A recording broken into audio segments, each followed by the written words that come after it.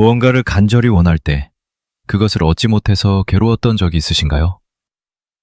더 좋은 집, 더 나은 직장, 더 안정된 생활, 그것을 향해 이를 악물고 달려가던 시절. 매일이 힘들고 지치고 불안했습니다. 그런데 막상 원하던 것을 손에 넣고 나면 어떻습니까? 기쁨은 놀라울 만큼 짧습니다. 잠깐의 안도감이 지나고 나면 이번에는 이상하게 마음이 허전해집니다. 뭔가 빠진 것 같고 하루가 길기만 하고 도대체 뭘 해야 할지 모르겠는 그런 기분이 밀려옵니다. 비백여 년 전 독일의 철학자 아르투어 쇼펜하워는 바로 이 현상을 정확하게 꿰뚫어 보았습니다. 그리고 이렇게 말했습니다. 인생은 고통과 무료함 사이를 왔다 갔다 하는 추와 같다. 이 한 문장 안에 인간 삶의 비밀이 담겨 있습니다. 오늘은 이 말의 의미를 천천히 깊이 들여다보겠습니다. 이 글을 끝까지 들으시면 여러분이 지금까지 살아오면서 느꼈던 그 알 수 없는 불만족의 정체가 무엇이었는지 비로소 이해하시게 될 것입니다. 먼저 진자라는 것이 무엇인지 생각해 봅시다. 진자는 시계 속에 있는 추입니다. 왼쪽으로 갔다가 오른쪽으로 갑니다. 오른쪽으로 갔다가 다시 왼쪽으로 돌아옵니다. 한쪽 끝에 도달하면 반드시 반대쪽으로 되돌아가야 합니다. 멈추는 법이 없습니다.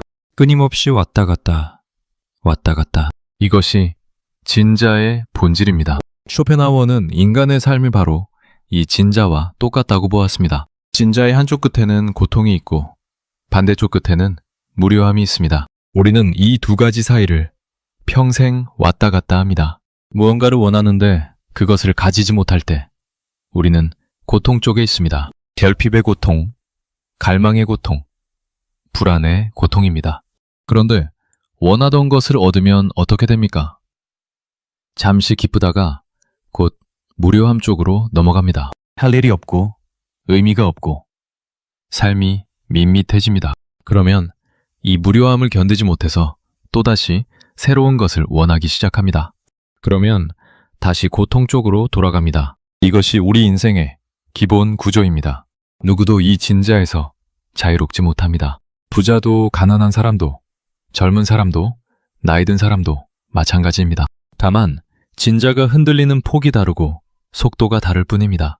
여러분의 삶을 한번 돌아보십시오. 지금까지 살아오면서 정말로 마음이 편안하고 아무런 걱정도 없고 완전히 만족스러웠던 시간이 얼마나 됩니까? 솔직히 말하면 거의 없었을 것입니다. 있었다 해도 아주 짧은 순간이었을 것입니다. 왜냐하면 우리면 고통에서 벗어나는 순간 무료함으로 넘어가고 무료함에서 벗어나는 순간 다시 고통으로 넘어가기 때문입니다. 쇼펜하워는 이것을 200년 전에 이미 알고 있었습니다. 그리고 그는 이것이 인간의 의지, 즉 우리 안에 있는 끝없는 욕망 때문이라고 설명했습니다. 인간은 태어나는 순간부터 무언가를 원하도록 만들어진 존재입니다. 배가 고프면 음식을 원하고 추우면 따뜻함을 원하고 외로우면 사람을 원합니다. 이 원함은 절대로 멈추지 않습니다. 하나가 채워지면 즉시 다른 것을 원합니다. 이것이 인간이라는 존재의 근본적인 조건입니다. 그래서 쇼펜하워는 삶 자체가 고통이라고 말한 것이 아닙니다. 그는 삶의 구조가 고통과 무료함 사이에 끊임없는 진동이라고 말한 것입니다. 이 차이를 정확히 이해하는 것이 매우 중요합니다. 이제 진자의 한쪽 끝인 고통에 대해 좀 더 깊이 들여다봅시다. 우리가 살면서 겪는 고통의 대부분은 무언가를 원하는데 그것이 채워지지 않아서 생기는 고통입니다. 이것을 결핍의 고통이라고 할 수 있습니다. 젊은 시절을 떠올려 보십시오. 20살, 30살 무렵에 우리는 무엇 때문에 힘들었습니까? 돈이 없어서 힘들었습니다. 좋은 직장을 구하지 못해서 힘들었습니다. 마음에 드는 사람이 나를 좋아해 주지 않아서 힘들었습니다. 남들은 다 가진 것 같은데 나만 뒤처진 것 같아서 힘들었습니다. 이 모든 것이 결핍의 고통입니다. 그때 우리는 이렇게 생각했습니다. 이것만 해결되면 행복해질 거라고. 돈만 좀 더 벌면, 집만 한 채 장만하면, 결혼만 하면, 아이만 낳으면, 승진만 하면, 그때 가셔보면 모든 게 좋아질 거라고 믿었습니다. 그래서 이를 악물고 노력했습니다. 새벽같이 일어나서 일하고 밤늦게까지 공부하고 아끼고 절약하고 참고 또 참았습니다. 힘들었지만 목표가 있었기 때문에 버틸 수 있었습니다. 저기 저 끝에 행복이 기다리고 있을 거라는 믿음이 있었기 때문에 오늘의 고통을 견딜 수 있었습니다. 그런데 문제는 그 목표에 도달했을 때 벌어집니다. 이것은 잠시 후에 이야기하겠습니다. 지금 이 순간에도 여러분 중에는 무언가 때문에 괴로운 분이 계실 것입니다. 건강이 좋지 않아서, 자녀 문제 때문에, 경제적인 어려움 때문에, 혹은 외로움 때문에 마음이 무거운 분이 계실 것입니다. 이런 분들에게 그건 다 욕망 때문이니 욕망을 버리세요 라고 말하면 그것은 무책임한 말입니다. 배가 고픈 사람에게 배고픔을 느끼지 말라고 하는 것과 같습니다. 쇼펜하우어가 말하려 한 것은 그런 뜻이 아닙니다. 그는 욕망을 버리라고 한 것이 아니라 욕망의 구조를 이해하라고 한 것입니다. 우리가 무언가를 원하고 그것을 얻지 못해서 괴로운 것.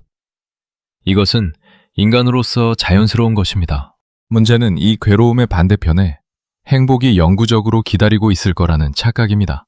우리는 현재의 고통을 미래의 행복으로 보상받을 수 있을 거라고 믿습니다. 지금은 힘들지만 나중에는 좋아질 거라고 스스로를 다독입니다. 이 믿음이 있기 때문에 오늘을 버팁니다. 그런데 쇼펜하우어는 바로 이 믿음 자체가 환상이라고 말합니다. 왜냐하면 고통의 반대편에 있는 것은 행복이 아니라 무료함이기 때문입니다. 이것이 쇼펜하우어 철학의 가장 충격적인 통찰입니다. 우리는 고통에서 벗어나면 행복에 도달할 거라고 생각하지만 실제로 도달하는 곳은 무료함입니다. 고통이 끝난 자리에 행복이 오는 것이 아니라 공허가 옵니다. 그리고 그 공허를 견디지 못해서 우리는 또다시 새로운 고통 속으로 자발적으로 뛰어듭니다. 여러분, 이 말이 와닿으시나요? 혹시 여러분의 삶에서도 이런 경험을 해보신 적이 있으시지 않습니까?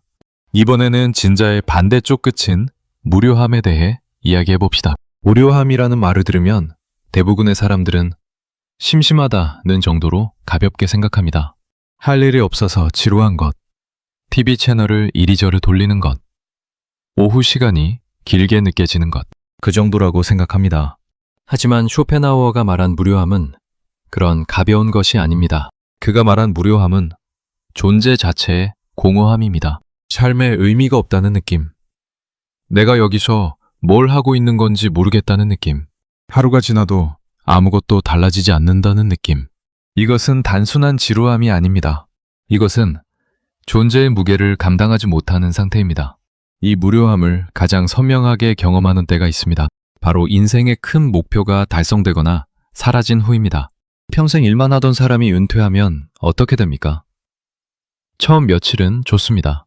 알람 없이 일어나고 출근하지 않아도 되고 아무 걱정 없이 쉴 수 있습니다.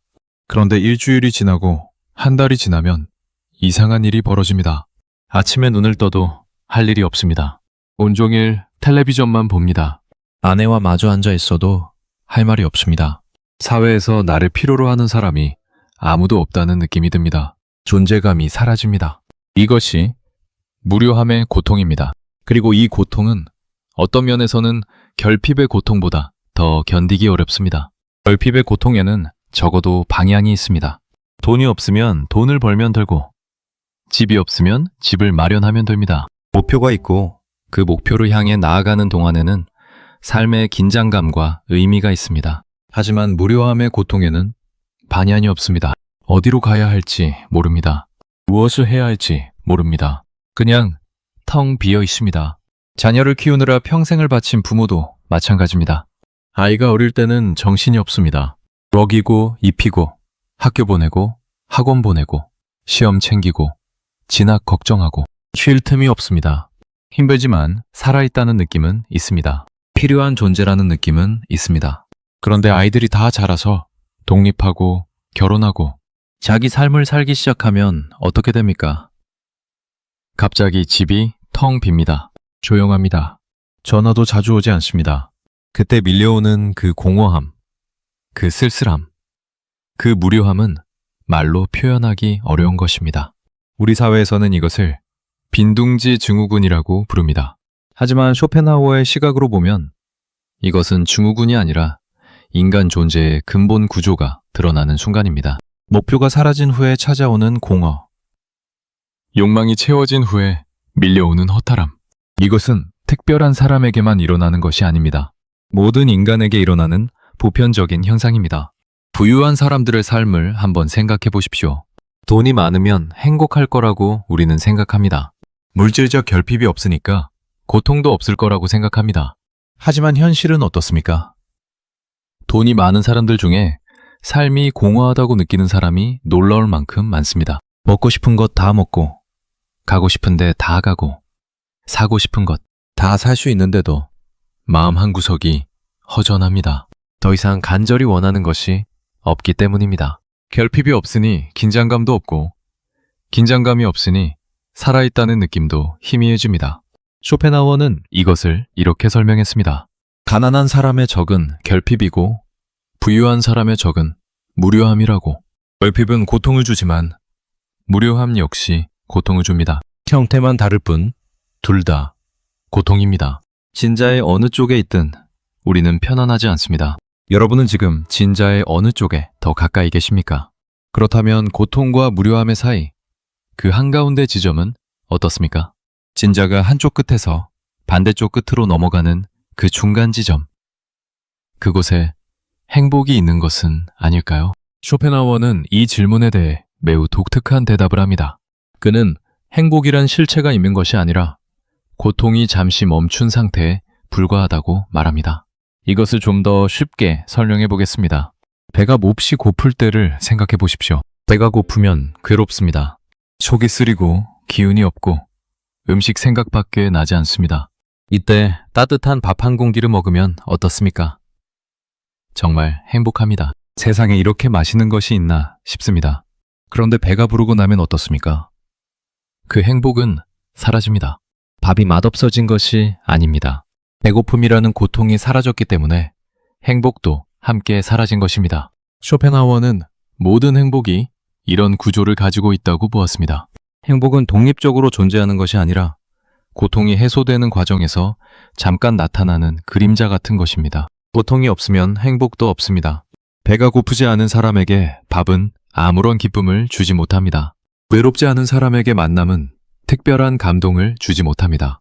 결핍이 있어야 충족의 기쁨이 있고 고통이 있어야 해방의 쾌감이 있습니다. 그래서 쇼펜하우어는 행복을 소극적인 것이라고 불렀습니다. 행복은 무언가가 채워져서 생기는 것이 아니라 무언가의 고통이 빠져서 생기는 것입니다. 플러스가 아니라 마이너스의 해소입니다. 진짜 무언가가 더해지는 것이 아니라 괴로움이 잠시 멈추는 것입니다. 이 개념이 처음에는 좀 이상하게 느껴질 수 있습니다. 우리는 행복을 적극적인 것으로 생각하는데 익숙하기 때문입니다. 행복은 기쁨이고 환희이고 충만함이라고 배워왔기 때문입니다.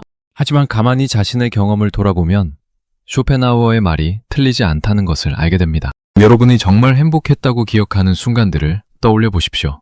그 순간들의 공통점이 무엇입니까?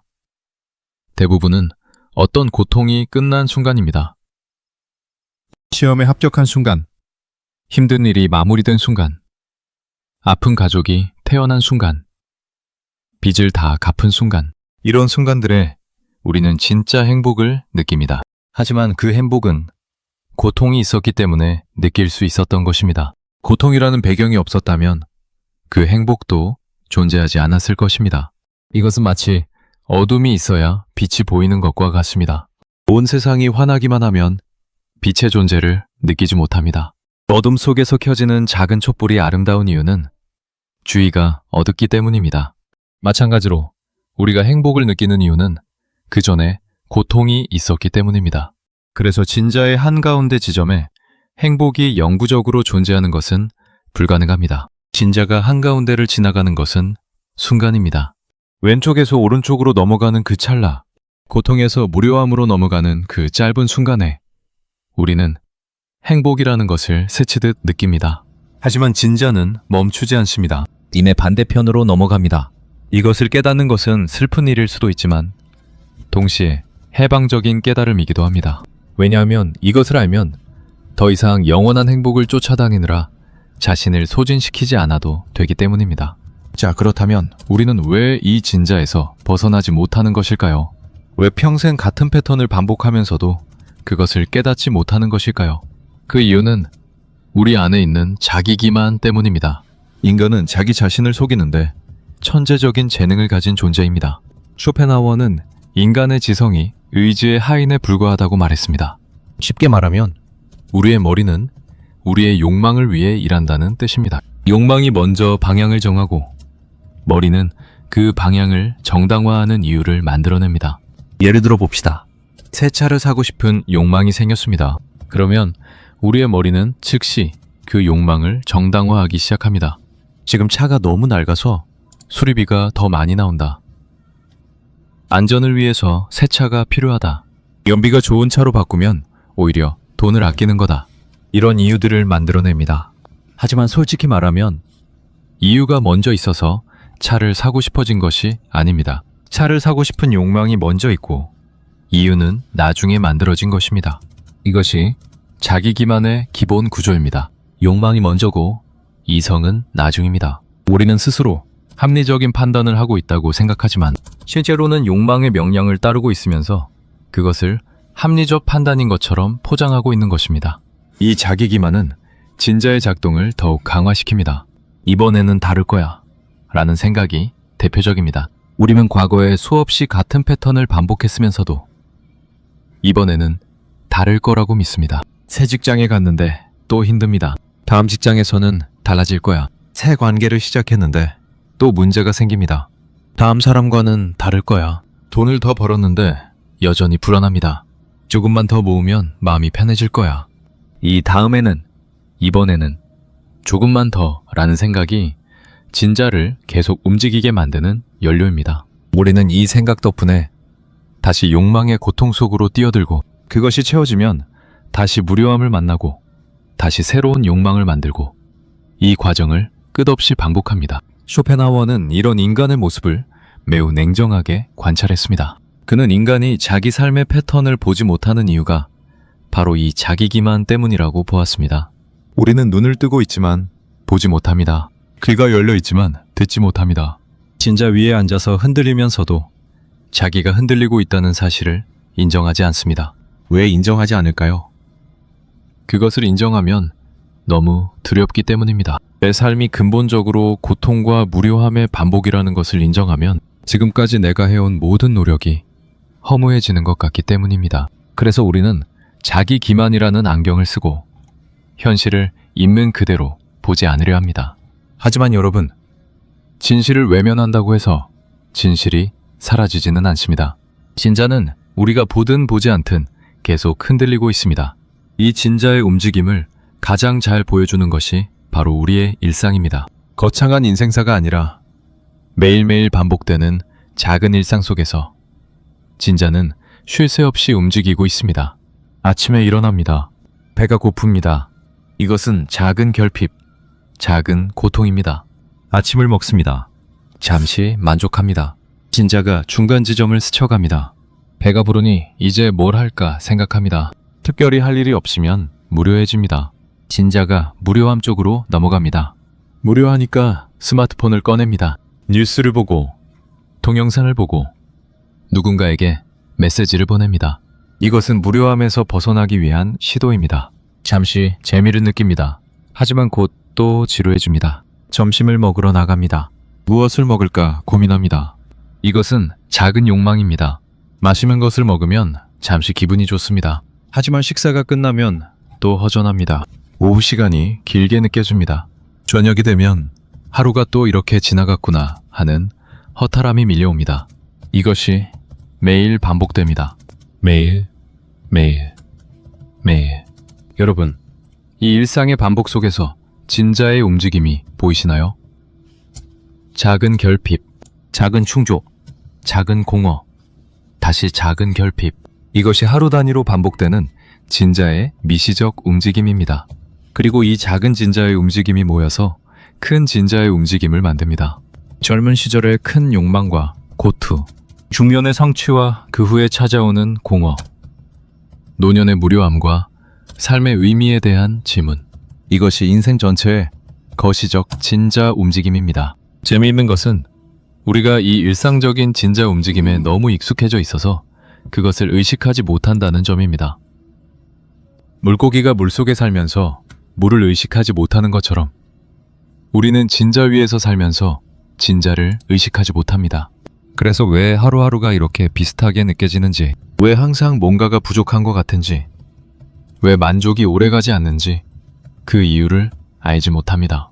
쇼펜하워는 이런 일상의 반복 속에서 인간 존재의 본질을 읽어냈습니다. 거대한 철학 체계를 세우기 위해서가 아니라 우리가 매일 겪고 있으면서도 깨닫지 못하는 삶의 구조를 보여주기 위해서 그는 진자의 비유를 사용한 것입니다. 이제 좀 더 깊은 이야기로 들어가 봅시다. 쇼펜하워의 철학에서 가장 중요한 개념인 의지에 대해 이야기할 차례입니다. 쇼펜하워가 말한 의지는 우리가 보통 사용하는 의지력이라는 뜻과는 다릅니다. 우리가 일상에서 의지가 강하다라고 할 때의 그 의지가 아닙니다. 쇼펜하워가 말한 의지는 모든 생명체 안에 있는 맹목적인 충동입니다. 살고자 하는 충동, 원하고자 하는 충동, 존재를 지속하고자 하는 충동. 이것이 쇼펜하우어가 말한 의지입니다. 이 의지에는 목적이 없습니다. 방향도 없고 끝도 없습니다. 그저 원합니다. 무엇을? 아무 것이나 뭐든 원합니다.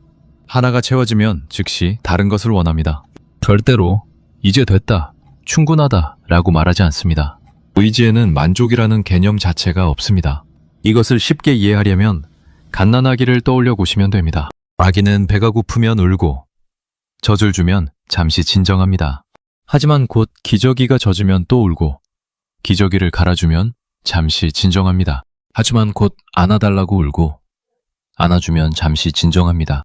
하지만 곧 다시 뭔가 때문에 울기 시작합니다. 아기에게는 끊임없는 욕구가 있고 하나가 해결되면 즉시 다른 욕구가 나타납니다.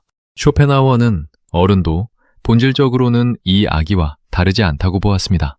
다만 우리는 울음 대신 계획을 세우고 젖 대신 돈이나 지위나 관계를 원할 뿐입니다. 형태가 복잡해졌을 뿐 구조는 똑같습니다.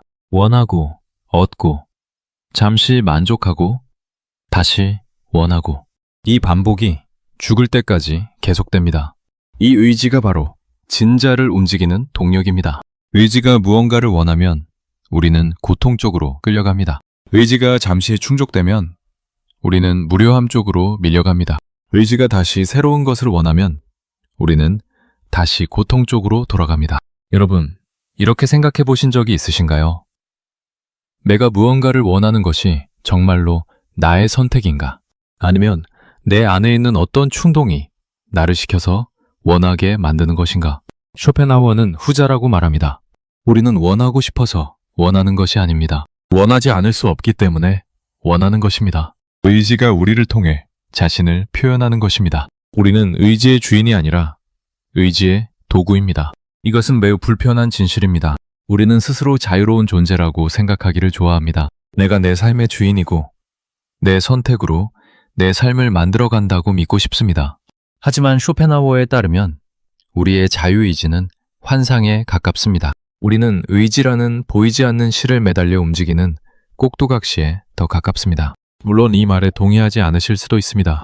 하지만 한 번쯤은 진지하게 생각해 볼 가치가 있는 질문입니다. 내가 진정으로 원해서 이 삶을 살고 있는 것인가? 아니면 어쩔 수 없이 이렇게 살고 있는 것인가? 내 욕망은 정말로 나의 것인가? 아니면 나도 모르는 어떤 힘에 의해 만들어진 것인가? 이 진자의 비유를 이해하면 우리 주변에서 벌어지는 많은 현상들이 새로운 눈으로 보이기 시작합니다. 먼저 소비 문화를 생각해 봅시다. 현대사회는 끊임없이 우리에게 새로운 욕망을 만들어줍니다. 광고가 그렇습니다. 이 화장품을 쓰면 젊어 보입니다. 이 차를 타면 성공한 사람이 됩니다. 이 아파트에 살면 행복해집니다. 광고는 우리 안에 결핍감을 만들어 놓고 그 결핍을 자기 제품으로 채우라고 말합니다. 이것은 쇼펜하워의 관점에서 보면 의도적으로 진자를 고통 쪽으로 밀어놓는 것입니다. 본래는 느끼지 않았을 결핍을 인위적으로 만들어서 우리가 그 결핍을 채우기 위해 돈을 쓰게 만드는 것입니다. 그리고 그 결핍을 채우고 나면 잠시 만족하다가 곧 또 새로운 광고가 새로운 결핍을 만들어줍니다. 스마트폰도 마찬가지입니다. 우리가 스마트폰을 끊임없이 들여다보는 이유가 무엇입니까? 무료함을 견디지 못하기 때문입니다. 잠깐이라도 아무 할 일이 없으면, 잠깐이라도 자극이 없으면 불안해집니다. 그래서 습관적으로 스마트폰을 꺼내서 무엇이든 봅니다. 뉴스를 보고, 영상을 보고, 댓글을 읽고, 사진을 넘깁니다.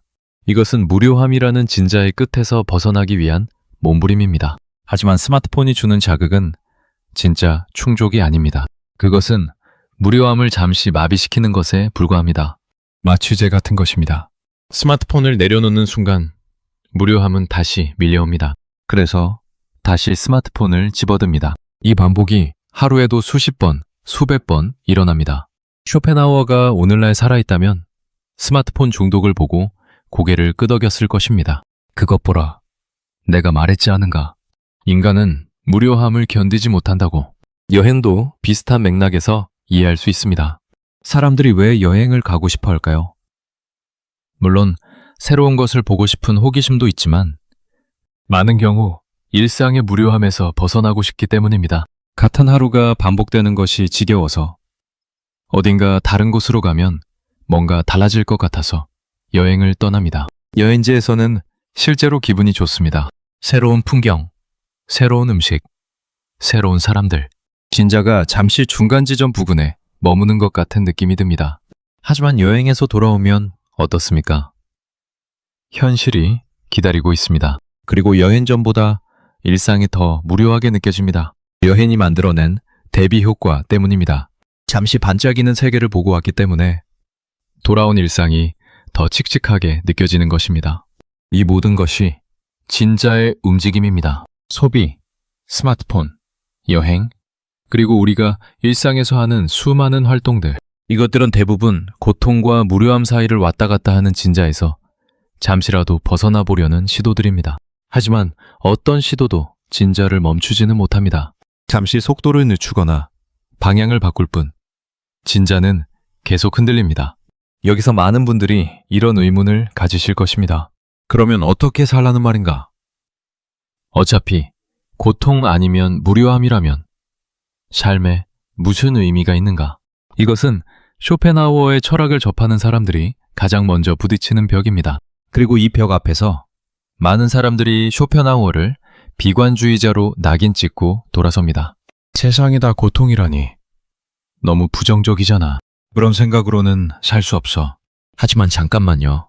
쇼펜하우어를 너무 서둘러 판단하지 마십시오. 쇼펜하우어는 단순히 인생은 고통이다 라고 말하고 주저앉은 사람이 아닙니다. 그는 진자의 존재를 정확히 진단한 후에 그 진자에서 벗어날 수 있는 길도 함께 제시했습니다. 다만 그 길이 우리가 기대하는 것과는 좀 다를 뿐입니다. 쇼펜하우어가 제시한 첫 번째 길은 예술적 관조입니다. 음악을 들을 때, 아름다운 그림을 볼 때, 좋은 문학 작품을 읽을 때 우리는 잠시 욕망에서 벗어납니다. 아름다운 선율에 빠져 있는 동안 우리는 아무것도 원하지 않습니다. 더 많은 돈을 원하지도 않고, 더 높은 지위를 원하지도 않고, 남들의 인정을 원하지도 않습니다. 그저 그 순간에 온전히 머무릅니다. 쇼펜하우어는 이 상태를 순수한 인식의 주체가 되는 것이라고 설명했습니다. 쉽게 말하면 욕망하는 내가 사라지고 순수하게 바라보는 내가 되는 것입니다. 이 순간에는 진자가 멈춥니다. 고통도 없고 무료함도 없습니다. 있는 것은 순수한 관조, 순수한 바라봄뿐입니다. 여러분도 이런 경험을 해보신 적이 있을 것입니다. 가을날 산에 올라가서 단풍이 물든 풍경을 바라볼 때, 조용한 저녁에 좋아하는 음악을 들을 때, 비 오는 오후에 창밖을 멍하니 바라볼 때, 그 순간 우리는 아무것도 원하지 않습니다. 아무것도 부족하지 않습니다.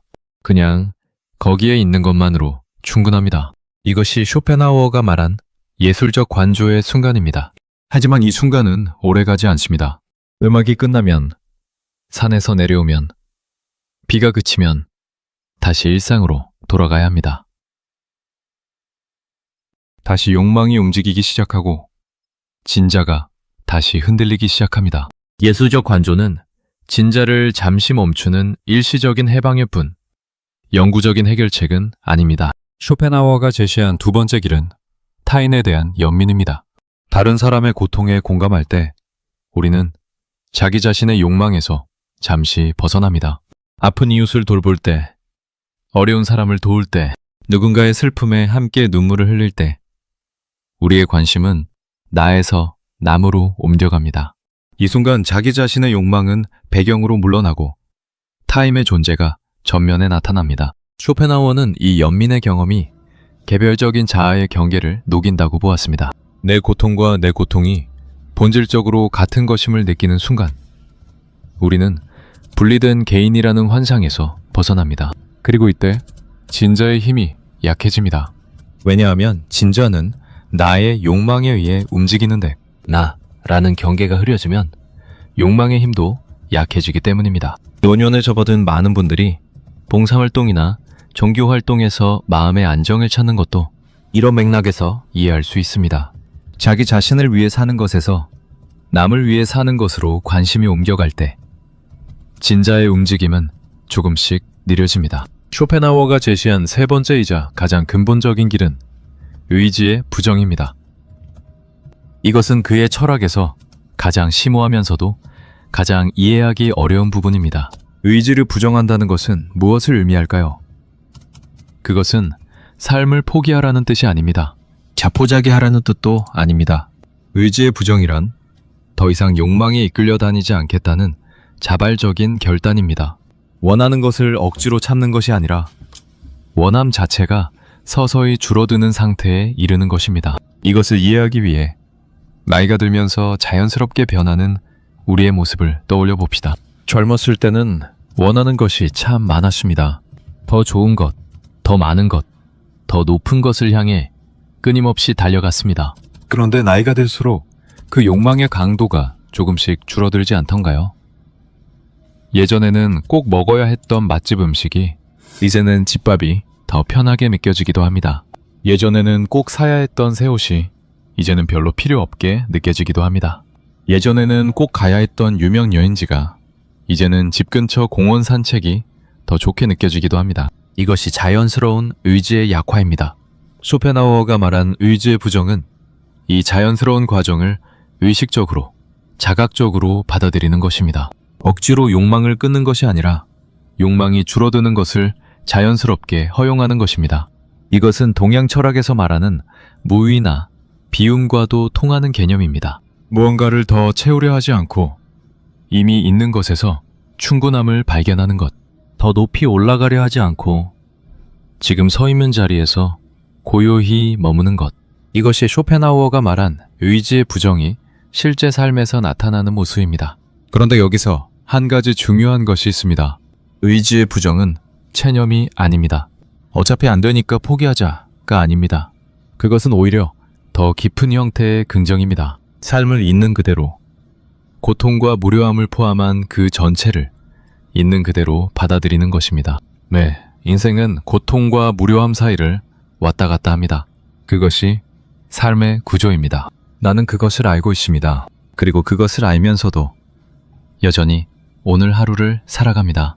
울기도 하고 웃기도 하면서, 아프기도 하고 기쁘기도 하면서 그렇게 하루하루를 살아갑니다. 이것이 의지를 부정한다는 것의 진정한 의미입니다. 여러분, 여기서 잠시 쇼펜하우어의 개인적인 삶을 들여다보면 흥미로운 점을 발견하게 됩니다. 그는 평생 인생은 고통이라고 말하면서도 83세까지 장수했습니다. 인생이 그렇게 고통스러운 것이라면 왜 그렇게 오래 살았을까요? 그리고 그는 맛있는 음식을 즐기고 개를 기르며 매일 산책하고 플루트를 연주하고 좋은 와인을 마셨습니다. 비관주의 철학자치고는 그의 삶을 즐긴 것처럼 보입니다. 이것은 무슨 일까요? 저는 그렇게 생각하지 않습니다. 오히려 이것이 쇼펜하우어 철학의 진짜 핵심을 보여준다고 생각합니다. 쇼펜하우어는 삶이 고통스럽다는 것을 알았지만 그럼에도 불구하고 삶을 살았습니다. 진자가 멈추지 않는다는 것을 알았지만 그 진자 위에서 자기만의 방식으로 하루하루를 보냈습니다. 음악을 듣고 책을 읽고 개와 산책하고 사색하면서, 이것이야말로 진자의 존재를 인정하면서도 그 안에서 나름의 평화를 찾는 삶의 방식이 아닐까요? 쇼펜하우어는 자신의 철학대로 살았습니다. 진자를 멈추려 하지 않았습니다. 대신 진자의 존재를 받아들이고 그 안에서 할 수 있는 최선의 것들을 했습니다. 예술적 관조를 실천했고, 자기만의 고요한 시간을 가졌고, 쓸데없는 욕망을 줄여나갔습니다. 어쩌면 그가 83세까지 살 수 있었던 이유가 바로 이것일지도 모릅니다. 삶에 대한 과도한 기대도 없었고, 과도한 절망도 없었기 때문입니다. 진자의 한쪽 끝에 매달리지 않고, 진자의 움직임 전체를 조용히 바라보면서 살았기 때문입니다.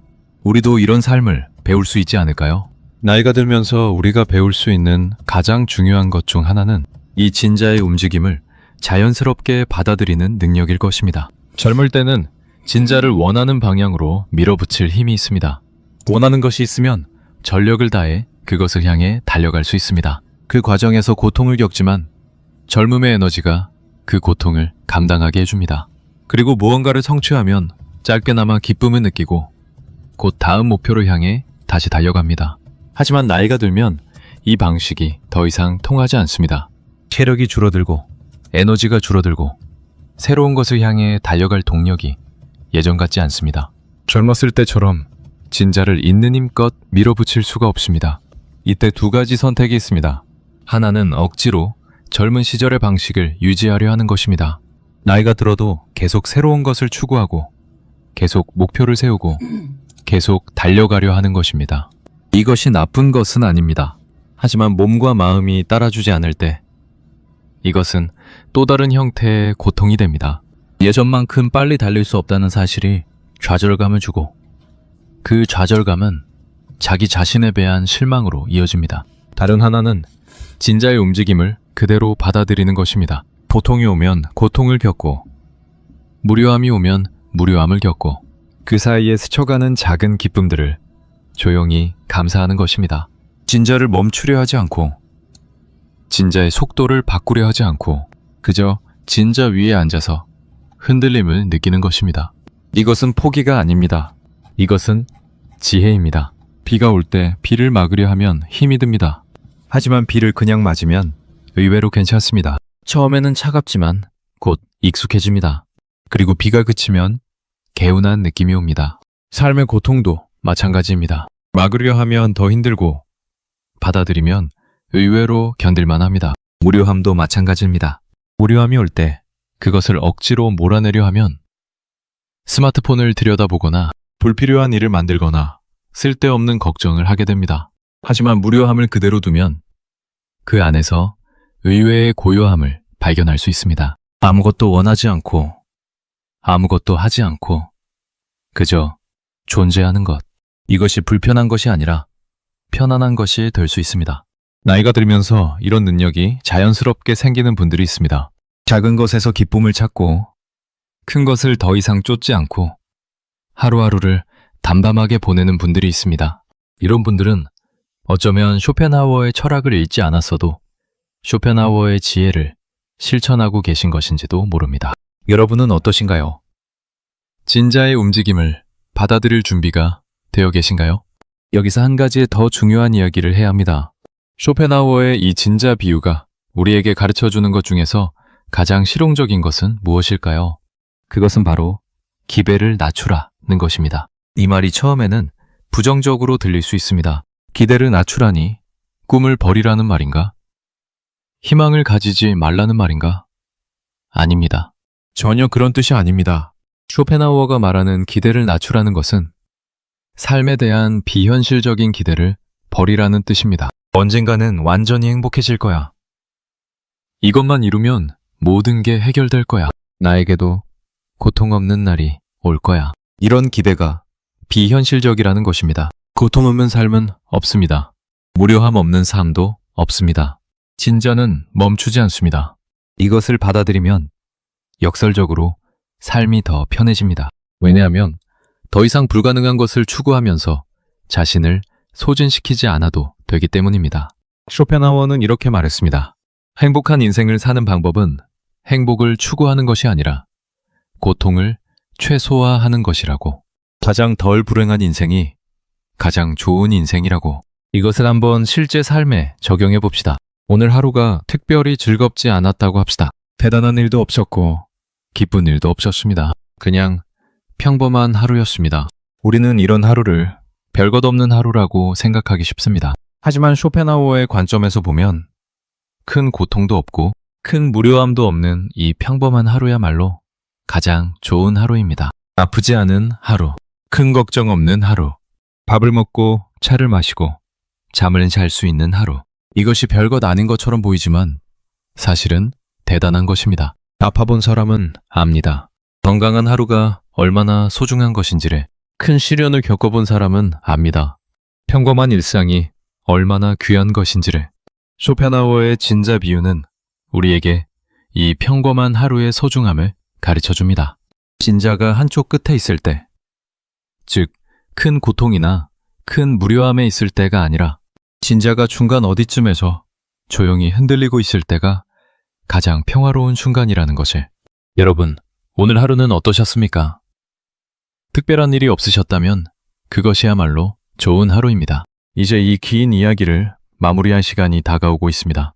쇼펜하우어의 진자 비유를 처음 들었을 때 많은 사람들은 불편함을 느낍니다. 인생이 고통과 무료함의 반복이라니 너무 슬프지 않은가? 이런 반응이 자연스럽습니다. 하지만 저는 조금 다르게 생각합니다. 이 진자의 비유 속에는 깊은 위로가 숨어 있다고 생각합니다. 왜냐하면 이 비유는 우리에게 이렇게 말해주기 때문입니다. 당신이 지금 괴로운 것은 당신의 잘못이 아닙니다. 당신이 충분히 노력하지 않아서가 아닙니다. 당신이 부족해서가 아닙니다. 그것은 인간 존재의 근본적인 구조 때문입니다. 누구나 그렇습니다. 당신만 그런 것이 아닙니다.